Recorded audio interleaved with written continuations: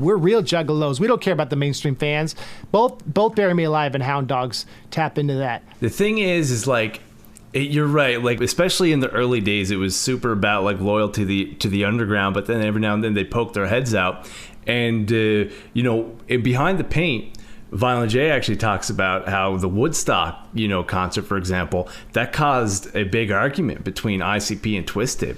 Twiztid not thinking it was a good idea and ICP thinking it was fine. And the argument that Violent J made is that they weren't changing their, art to get on a concert like that. So I guess by his standard, you know what I mean? It's okay to do mainstream stuff as long as you're not, sacrificing your integrity. And I think I agree with that. If Woodstock wants ICP as ICP, they might be able to find more juggalos. So I think it's the same thing for any mainstream opportunity from an underground artist. Sure. That's something when I... Big festivals, we never sell out with you bitch ass hoes. Everybody jumps to the juggalo sound. Fuck out of here, you ain't down. Lars, you shouldn't care what people you don't know have to say about you or your music. I never forgot that. And I wonder if Twiztid regrets not doing Woodstock with them because they were like, no, you go without us. But think of all the fans they could have gotten. That video is legendary with the balls with money and Jay's face paint coming off. And once you get the version where the sound isn't like horribly disconnected, it's a dope showing of the underground having a place in mainstream culture for a minute in Woodstock 99. So for sure. But the industry is totally different. Like, every underground artist can do things now that their fans won't get as angry as they would have 20 years ago. You know what I mean? Like, it's just different. Underground, mainstream, the lines are blurred. And I think that's cool. Yeah, I think it's changing the new media economics. You used to make a living potentially off of selling CDs.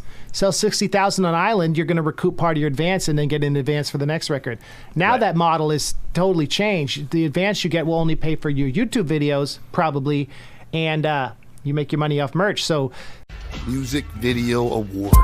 All right, y'all. Teen Summit. Check it out. I just talked to Alex. Warped Tour. Big things going on. Big things. VH1. All right, look. First of all, I got y'all on Jenny Jones. Teen Beat, but the credits are rolling at the end and shit. Friday night videos. I got y'all on MTV's Rockin' Jock Summertime Spring Break Volleyball Halftime Performance. Ricky Lake. Going on right before Coolio, dog. Right before Coolio and right after Mace. That's it, right in between. And Spin Magazine. I got Blaze on the Real World cast. I'm still working on y'all for Road Rules. All that shit. And I got y'all on the cover of Nickelodeon magazine. Bury Me Alive, Jay does the intro, and it's the famous thing joking about, do Warped Tour, and then later they would do Warped Tour, but it was a different world when they did, joking about that. This song kind of wants it both ways because, and also same with Hound Dogs. It's like, we don't want mainstream fans, but if the whole point of being on Island is to get those mainstream fans, and this is probably this is Twiztid's biggest selling record to date. Right. So they had the most mainstream fans. So the people who are in the know are like, we're real juggalos. We don't care about the mainstream fans. Both Bury Me Alive and Hound Dogs tap into that. The thing is like, you're right. Like, especially in the early days, it was super about like loyalty to the underground. But then every now and then they poke their heads out, and here it is. I got a little height there. Welcome everybody to Right Now! And right now, I have some very special guests. Please welcome Twiztid! Yeah! Thank you. Thanks for having us. Very excited to have you guys. First question, what does it mean to be Twiztid? What? Like, I think he wants to know what, like... Oh, this is a good start. This is a real good start, guys. Jerry? Yeah. Jerry? Yeah. Oh, what's up, Gobsy? I'm gonna need my notes. Right, okay. Because I don't know who the fuck these guys are. You know what, I'm right on top of that. I'm right on Call top our of that. fucking manager, right? Airwaves. And I'm Pizza Pat. And we are here with Twiztid. Yeah! What up? How you guys doing? I'm doing great. How are you guys? We're excited to be on the Warped Tour. It's a big thing for us. We're out here kicking ass and taking. Hey everybody, this is Mike Sandoval from Music TV, and we're here at Warped Tour 2018 with Twiztid. Yeah. How's it been so far? First day of summer, first day of Warped Tour. What has it been like? It's been absolutely amazing. We showed up, our windshield was busted out. We didn't know who did it. We found out it was our own bus driver did it, sabotaging us. Why would he do that? We would never stop. Nothing could stop us. They got great lunch meats here. The tacos were good. It's a little warm. It's 952 degrees. We sweat profusely about the face, breast, and neck area. Don't worry about that. We're out here to rock it, and if wherever it's not hot, we came to bring the heat. Hound Dogs, I thought it's kind of cool how the chorus on this is the George Clinton interpolation, and that's the same as on Dog Beats. Yeah. This is the first time we hear Blaze on a major label debut.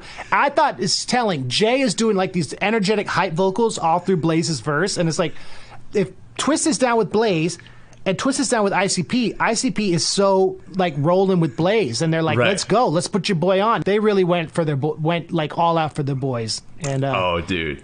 120%, man. They were just putting, so much effort into getting them over, as in wrestling terms, getting them over.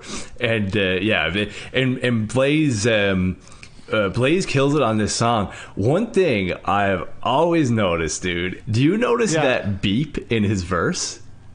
There's a beep? Yeah, slap like B words in their face for weeks, freak. And around that time, there's like a pretty significant beep. And like I can't remember where I read on the forum, it's like some sort of like, apparently it was like an old like Apple software error message, and I think it must have made it into his vocal recording.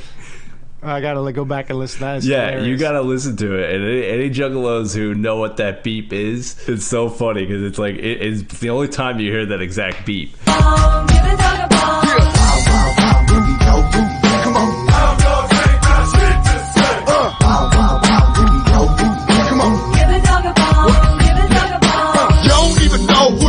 I am jet business like friend. Goddamn, my lips is crusty, my beats is musty. Lift up my nuts and my itch is dusty. I ain't had pussy in 11 years. I've been dead. Ain't nobody shedding tears. Look, bitch, I don't give a fuck about fame. Glock cock for you bitches, cause I'm married to the game. Ain't no shame to the shit I speak. Slap hound dog bitches in their face for weeks, freak. I see you hating on my Raiders, cat. Went back in the day, you was all about that. Shot that ass out back in 89. Barry wearing loafs in his clock of mine.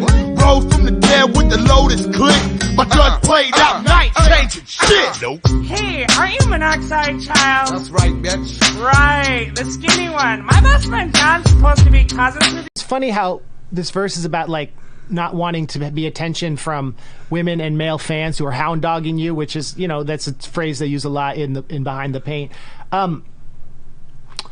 But Blaze doesn't really have a fan base at this point. You know what I'm saying? So it's like, it's funny. It's a funny, like, they're making his legend big by being like, he's tired of all the fans coming to him, and therefore he should have fans. You know what I mean? Right. Perception is 9/10 of the law, as they say. That's interesting. I never thought about that, but that's true. Like it's an interesting song to put him on. And yeah, we kind of we forgot to mention at the beginning of this that what a hound dog is. It's still used like in Juggalo lingo to this day, sometimes known as a Juffalo, and basically is like a quote unquote fan that might not be a legit fan, that's either trying to get close to the band for like personal gain, or is just trying too hard to interact with the band. That's clout chasing.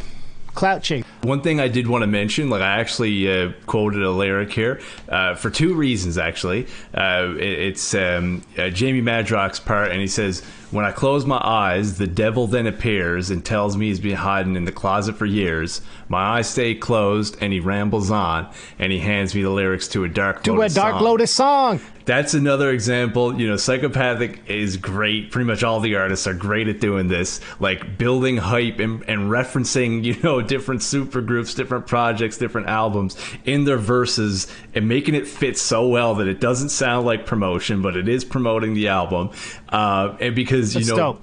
It's so dope. And we heard Echo Side at this point, but there wasn't many, unless you count every song that ICP and Twiztid are on together as Dark Lotus, there's no other official Dark Lotus song besides Echo Side. So people are getting hyped up, like, what is this mysterious Dark Lotus thing? Violent J mentioned it on Shaggy Show. Madrox mentioned it on Blink. I just think that's so fresh.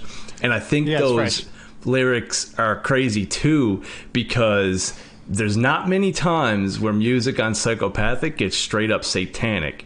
And, that's a pretty explicitly satanic lyric, you know what I'm saying Dark Lotus lyrics are from the devil.